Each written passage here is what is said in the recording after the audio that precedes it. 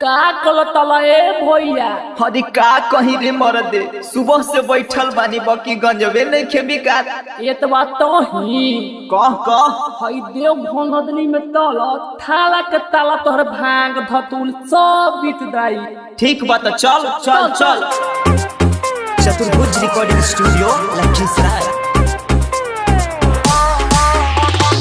बेचे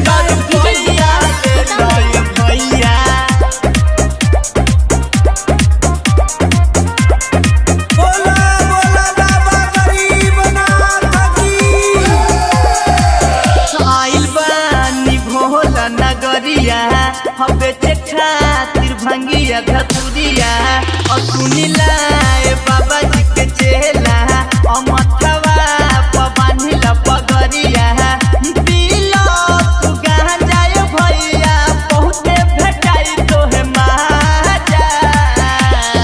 ले लो गांजा मात्र 20 रुपये बो। ले लो 20 रुपया गांजा भांग ले लो तू गांजा भैया आई बड़ी महाजा। तू गांजा तो भेटाई बड़ी महाजा। हरे भी पका लागत ना बिकाई करे लुटी रे भैया तलाई माला ताई ले लो ना ले लाए भैया आई ते दुनिया ला हो ले लो ना ले लाए भैया आई ते दुनिया ला हो एता बेली पिया बाता दुले दाई दिया ला हो एता बेली पिया बाता।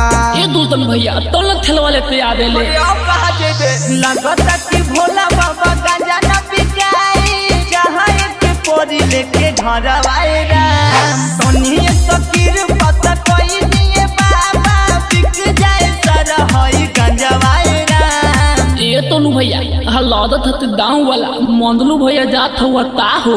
अरे रुक ना रे रुक हई लागत गांजा खरीदे आ रहल बा रुक आवो भैया आवो। कैसे के देव तू गजबा हो